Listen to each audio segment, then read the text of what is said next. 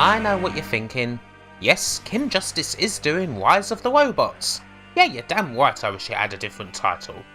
But if you truly want to look at the great scourges of the industry, you simply can't not cover this one.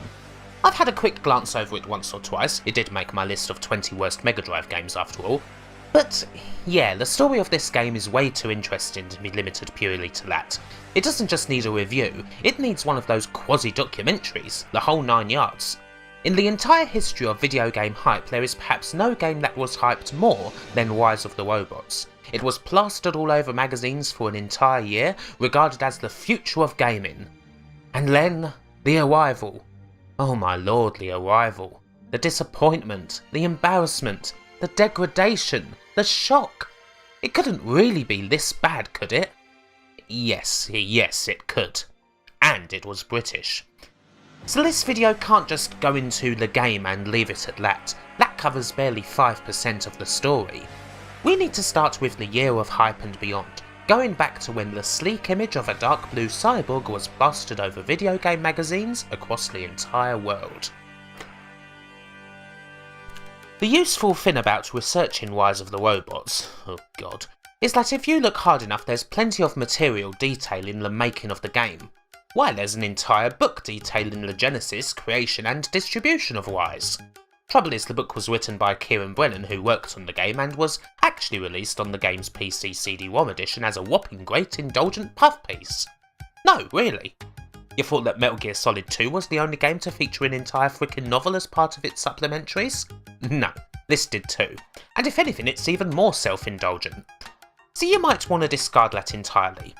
The best thing to do is to look back at the magazines of the past.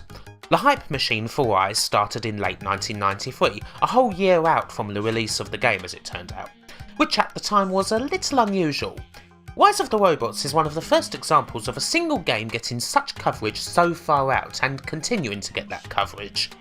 Not that this was wholly intentional, but Mirage, the brains behind the game, were, if nothing else, good at keeping the interest going while typical delays happened behind the scenes. Lots of delays actually, but more on that later. Some of the most extensive coverage of Rise happened, funnily enough, in a pretty new magazine that championed its differences from the rest of the magazines out there. A serious, all-business games magazine that appealed to an older audience, was fair but firm in its scoring, and championed the games industry as something serious, worthy of extensive coverage beyond the fluff pieces, pretty pictures and kid-friendly layouts of the major console mags. Essentially a trade paper that was more available to the general public. Whatever your opinion is of Edge and of how they met that standard, that's what it was presented as.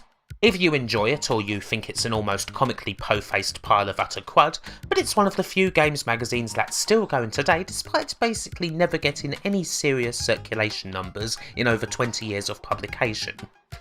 Rise of the Robots was actually covered a little in the very first issue of Edge in August 1993, but the most memorable feature was in October's third issue, an iconic front cover and a sprawling 8-page feature, by far more information than anyone else had on the game. The feature itself is in typical Edge style, not overly hyped up, and if you didn't know anything else about the game, then the folks behind the project actually seem enthusiastic and personable, not overly hucksterish or anything. They're trying to do something, a full 3D beat-em-up that wasn't exactly common back then, and they recognised limitations they had, sacrifices they might have to make. At this stage the game was actually to be published by Mirage and developed by a small 5-man team by the name of Instinct led by Sean Griffiths, a former Bitmap brother, and they seemed nice enough. And hey, remember the golden rule, no one actually wants to make a bad game right from the outset.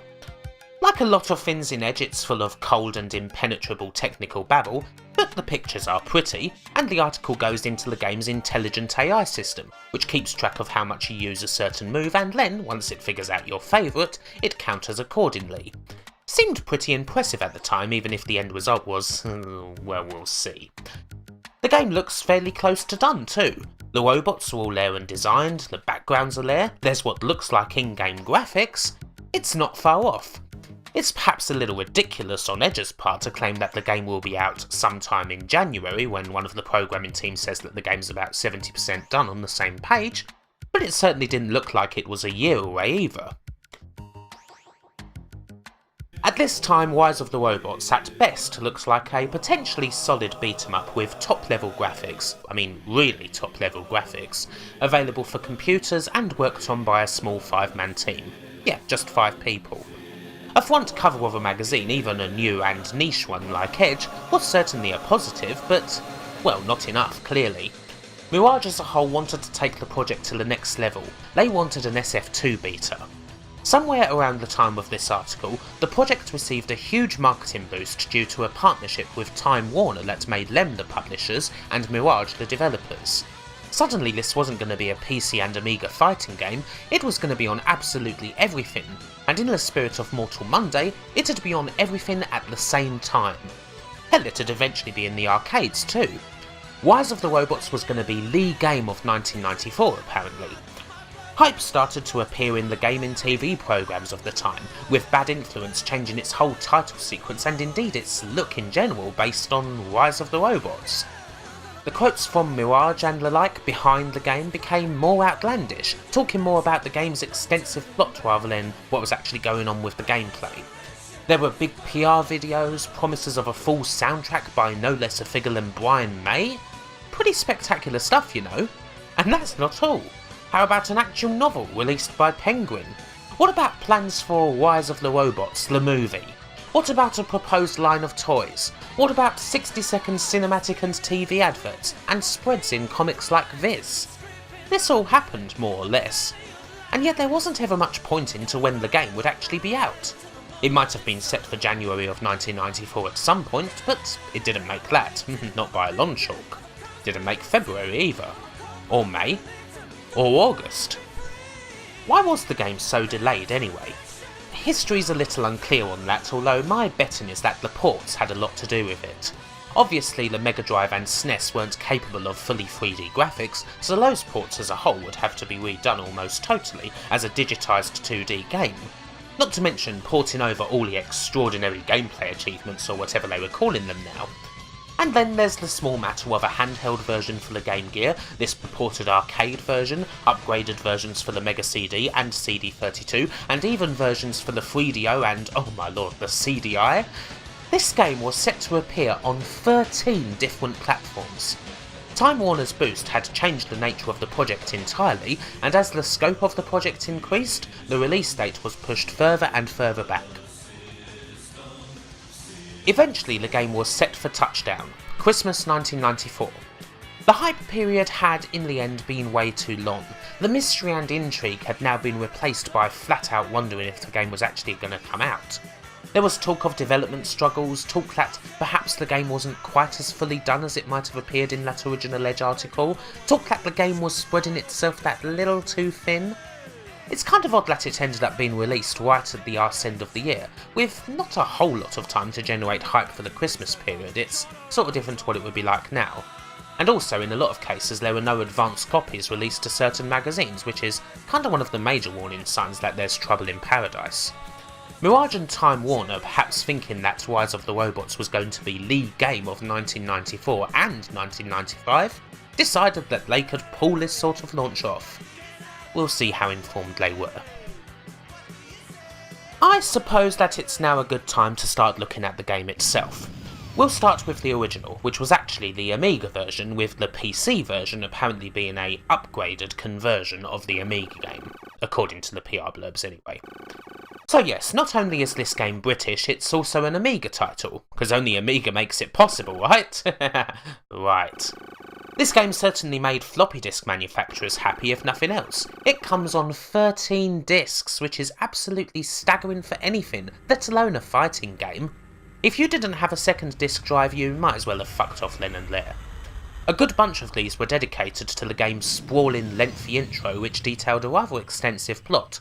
Robots are set to take over the Earth and eradicate humanity forever, and it falls to one cyborg, still with shreds of humanity inside of them, to stop this from happening. There's a lot more detail in the manual, obviously, more than you would expect for a fighting game, but not anything you would actually be interested in. Oh, and there's also that Brian May soundtrack. Sorta. It's not actually anything that was composed for the game. It's called The Dark and is taken from a solo album, and it only appears in the game's options screen. About 15 seconds of it anyways. and it's the only music by him in the game. Virtually all the music aside from this was composed by Richard Joseph. So yeah, it's not a bad soundtrack in a lot of the versions actually, but Richard Joseph certainly couldn't be any further removed from Brian May. I mean, look at the hair difference for one.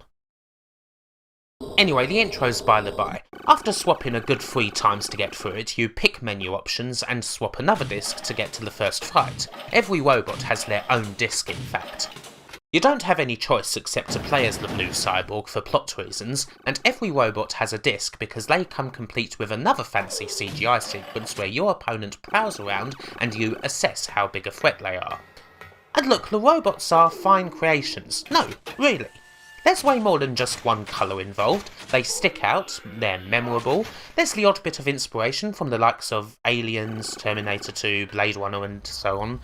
They're lovely looking in all honesty. If the game had been properly successful, maybe there could have been a toy line based on these folks, you know? The key word there being if. To do that, the game would have needed to be good too. And so, the fight in itself. Let's just run through the problems, shall we? There's things that you should expect of any fighting game that this doesn't do, like the inability to jump over an opponent, or being able to select your fighter. The plot sort of justifies only playing as the cyborg in 1-player mode, even if it's hardly ideal, but even in 2-player mode one of you will have to be the cyborg, which is just comical. And whoever plays as the cyborg has a massive advantage if they just do flying kicks all day, no matter who they're up against. There's the moves themselves. With only one button available, naturally there's not a whole lot of them and they're just, well, rubbish. There's nothing to any of them, and even special moves aren't exactly very special. The models may look great, but they almost eat themselves. They're so good that you can't actually do anything with them. Then there's the game's purported brilliance, how the game adapts to your style of play and all of that and learns to counter your favourite move. No, it's not as intelligent as it sounds. It seems to me that the game keeps track of your moves, and if you go over a certain amount it triggers a set counter. Say, punch too much and it'll counter with a flying kick, for example. How do you solve this?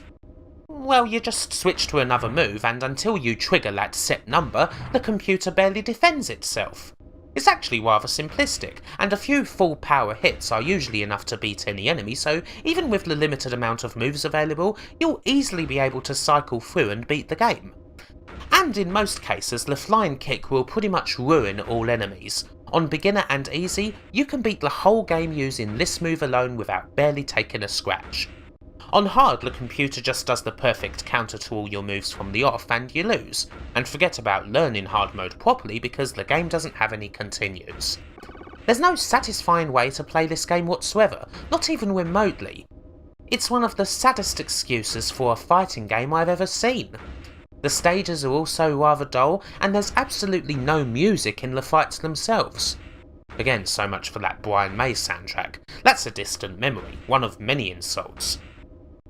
The sprites are the only thing the game has going for it, and you can hardly do anything with them, which says a lot for those moves that were apparently made with the help of a martial arts expert. You'd have had a better experience of playing the game if you would have taken that issue of Edge with the cyborg on and bashed it against a Terminator figure. It's horrible. Even an absolute beginner at fighting games could beat this 20 minutes after starting it, and the only reason it's that long is because you have to fight every robot twice before taking on the final boss. Can you believe that this incredibly short game is actually artificially lengthened? And all of this was available to you for the princely knockdown drag-out price of £30. Yeah, future of gaming my arse. That's the Amiga version anyway. Are the others better? In short, no. But obviously you're going to want some greatest hits anyway. There's just too many versions of this game to go through all of them, and needless to say they're all utterly dreadful without exception. The PC version certainly looks much better than the Amiga, and took a pretty decent amount of PC power to run back then, but in pretty much all respects it's the exact same game as the Amiga. Same can pretty much be said for the 3DO as well, with a few differences. This game actually does feature a bit more Brian May if you're into that, so at least that part doesn't feel like a massive cosmic joke anymore. But then there's the controls. It's oddly different. This version separates punches and kicks, but you have to switch between them using the block button, even though the 3DO has a 3-button gamepad. Yeah, that's just the level we're at with this brilliant game, isn't it? All the face buttons do the same thing, until you switch them with block. The future's really fucking inconvenient, isn't it? The Mega Drive version best sums up the 16-bit ports. Obviously they don't have those 3D Studio backgrounds, but frankly they weren't that exciting to begin with. The cutscenes are actually still kept somewhat, which is pretty decent for the system. Unfortunately everything else about the game is kept too, leaving you with the same wretched experience you had on the computer. This version of the game features almost nothing except Richard Joseph's music, which you actually get in matches this time around. And in some regards the music's not actually all that bad. He was a bloody good composer after all, but well, nothing could have saved this, with its moves designed by a martial arts expert and computer that learns your style of play, and what the hell ever. Oh, and yeah, there's a Game Gear version. I wonder why this even exists. I mean, honestly, what went through the mind of the people creating it? This is one of the worst games I have ever played. I mean, even as far as this game goes, it beggars belief as to how horrid it is. Tiger Electronics would have been embarrassed by this game. That's how dismal we're talking. And finally there's the arcade version. This wasn't actually released, but a prototype ROM exists. This features some striking improvements over the home versions, such as being able to choose robots that aren't the cyborg, and being able to jump over your opponent. It might be the best version. However, you can win the game pretty much just through hammering the punch buttons, so it's still complete garbage. And with that, I think it's about time to draw a line through this game once and for all. Which obviously doesn't mean that we're done. You might well think that such an awful game was a complete and total flop, immediately bargain binned while people tried to forget. Some of that might be true, but it was not a flop. Did you forget about that huge marketing campaign already? Rise of the Robots managed to sell a lot of copies when it hit the shelves. I think it might have sold around 1 million overall, I believe, even if a whole load of those might have been returned. I certainly recall renting the game and taking it back on the very same evening, having already beaten the shitty thing. But yeah, it was not a total failure, sales-wise, which allows us to look at, oh dear, some nice and ethical gaming journalism. That is the proper stuff, not just the excuse to bother people. Games magazines, especially back in the 90s, often had very different schools of thought. There were ones who tried to be nice to almost everything, ones that were fair but firm, ones that were little more than fluff pieces for whoever was on the front cover that week. And there was a lot of them. In those pre-internet days they were the only sources around for reviews and the like, so people sure as hell did trust them. And perhaps no game demonstrated the difference between these schools of thought and how the magazines could betray that trust more than Rise of the Robots did.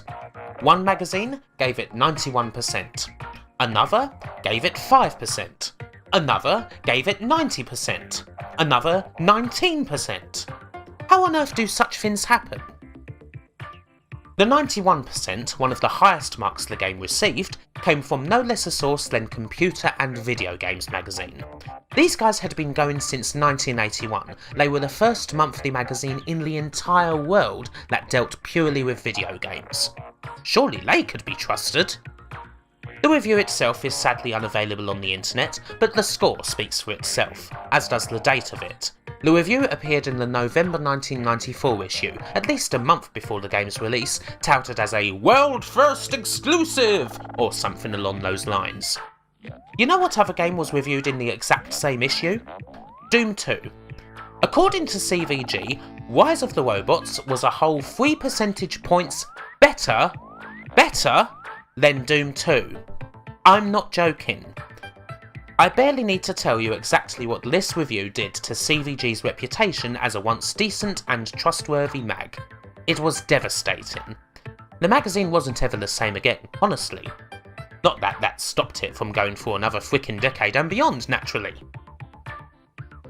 The 5% was dished out by Amiga Power, the magazine that was all about fairness and actually using a percentage scale properly. Average games got 50% and so on. I know, crazy concept.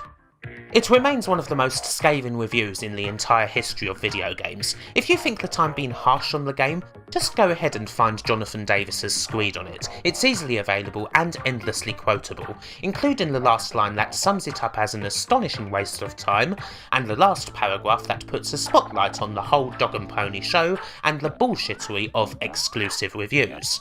In the midst of Mirage and Time Warner's PR shitstorm, they'd kind of left Amiga Power and other like-minded folks out of their Rolodex, you see, reducing their coverage of the game to a single-page preview many moons ago, and this review, which appeared in the January 1995 issue of the mag, days after the game had already been shat out onto the shelves. Because, you know, they obviously hadn't been given an advance copy of the game. The exact same game was reviewed by stalwart Toilet Paper Monthly Amiga Action, and was given 92%. Who do you believe? So, what's the deal? I mean, how do such things happen? I mean, we all know that paid-for reviews are often a thing. We know that game publishers putting pressure on magazines and the like for good scores is older than the hills. We know all about those actual ethical issues in games journalism. But something bigger than that was also at work. Another video game crash. Well, a video game magazine crash. In 1994, the market for UK games mags, particularly console-focused ones, disintegrated. There were simply too many of them. A lot of magazines folded, or they were sold to publishing houses who made them shells of their former selves, and even the old guard was hit badly. What's the solution to this? Well, in one quarter that would obviously be to raise circulation by getting as many world exclusives and the like as you can, which basically means falling to your knees in front of the publisher, and they were already the dom in the relationship to begin with. Get those exclusives, come what may, no matter what score the publisher wants in return, no matter how shit the game actually is. And even the biggest magazines in the world weren't immune. And in the case of Rise of the Robots, it worked. It sold a whole bunch, magazines with the game on the front sold a bunch. Everyone's a winner. Well, except for any poor fucker who bought the game on the back of that 91%, eh? And thus the direction of the UK gaming press was set for good. Trust in the gaming press as a whole took a sledgehammer to the scrotum, and it hardly mattered much anyway because the internet would be swallowing everybody up in just a few years. Rise of the Robots was arguably the moment that the bombs hit. The last 20 years of British gaming press represent a never-ending, punishing nuclear winter. So if you're looking for a legacy for Rise of the Robots, there it is. Arguably the game that killed the gaming press in Britain, and perhaps the world. Or rather, this is one of the biggest examples of the reason why games magazines are all but dead. What, you thought it was just a terrible overhyped 90s fighting game? Nah, it's so much worse than that. But there is an epilogue, or rather, a sequel. In 1996, Mirage released Rise 2 Resurrection. Oh, fuck me senseless. Another large PR campaign preceded it, with the added line of, Rise of the Robots may have been rubbish, but we've learned from our mistakes. The only thing really separating it from the first one. The game was actually not all that horrid. Going by the PS1 version, it was a totally mediocre, generic fighting game and nothing more.